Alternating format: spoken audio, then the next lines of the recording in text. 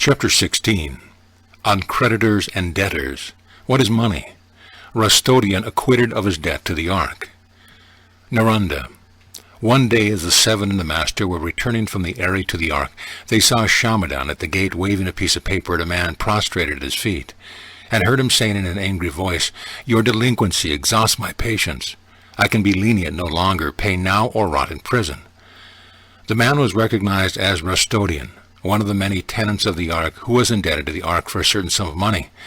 He was bent as much with rags as with years, and he pleaded with the senior for a time to pay the interest, saying that he had recently lost his only son, and his only cow in the same week, and that his old wife, as a consequence, was struck with palsy. But Shamadan's heart would not soften.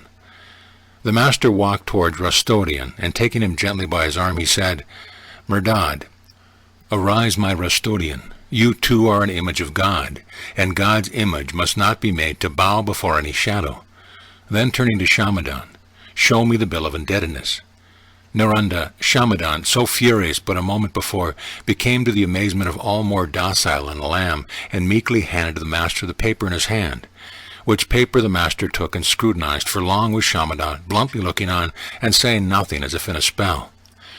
"Merdad, no money-lender was the founder of the Ark. Did he bequeath you money to lend out of usury? Did he bequeath you chattels to trade in, or lands to rent and hoard the fat thereof? Did he bequeath you your brother's sweat and blood, and then bequeath you prisons for the ones whose sweat you have drained to the end, and whose blood you have sucked to the drop? An ark, and an altar, and a light did he bequeath you, nothing more. An ark, which is his living body, an altar, which is his dauntless heart, a light, which is his burning faith. And these he commanded you to keep intact and pure amid a world dancing of pipes of death and wallowing in quagmires of iniquity because of faithlessness. And that the cares of the body may not distract your spirit, you are allowed to live upon the charity of the faithful. And never since the Ark was launched was there a dearth of charity. But lo, this charity have you now turned into a curse, both for yourselves and for the charitable. For with their gifts you subjugate the givers. You scourge them with the very thread they spin for you. You strip them naked with the very cloth they weave for you. You starve them with the very bread they bake for you. You build them prisons with the very stones they cut and dress for you. You fashion yokes and coffins for them out of the very wood they provide you for your warmth. Their very sweat and blood you loan them black with usury. For that were money but the sweat and blood of men, coined by the crafty into mites and shekels, wherewith to shackle men. And what were riches but the sweat and blood of men, garnered by those who sweat and bleed the least, to grind therewith the backs of those who sweat and bleed the most? Woe and woe again unto them who burn away their minds and hearts, and slay their nights and days in storing riches, for they know not what they store. The sweat of harlots, murderers, and thieves, the sweat of the consumptive, the leper, and the palsied, the sweat of the blind and the halt, and the maimed with that of the plowman and his ox, and of the shepherd and the sheep, and the reaper and the gleaner, all these and many more do the stores of riches store. The blood of the orphan and the rogue, of the despot and the martyr, of the wicked and the just, of the robber and the robbed, the blood of executioners and those they execute, the blood of leeches and cheats and those they suck and cheat, all these and many more do the stores of riches store.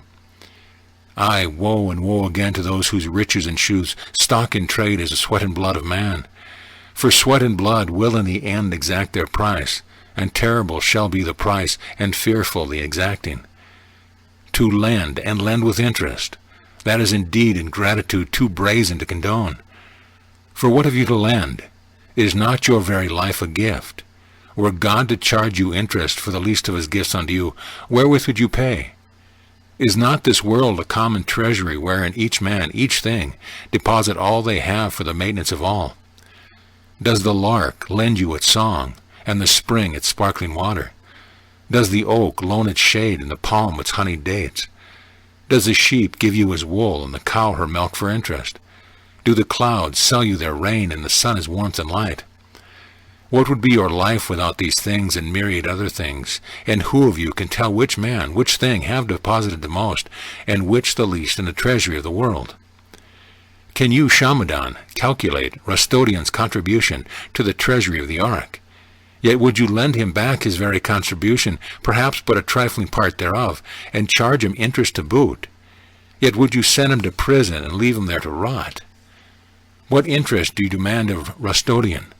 Can you not see how profitable your loan has been to him? What better payment do you wish than a dead son, a dead cow, and a palsied wife? What greater interest can you exact than those so mouldy rags upon so bent a back? Ah, rub your eyes, Shamadan. Be awake before you too are asked to pay your debts with interest, and failing that, be dragged into prison, and there be left to rot. The same I say to all of you companions, rub your eyes and be awake. Give when you can and all you can, but never lend, lest all you have, even your life, become a loan, and the loan fall due at once, and you be found insolvent and cast into prison. Naranda. The master then looked again at the paper in his hand and deliberately tore it to shreds, which shreds he scattered to the wind.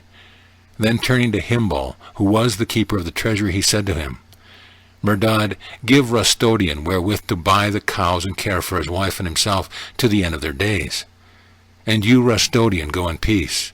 You are acquitted of your debt. Take care that you never become a creditor.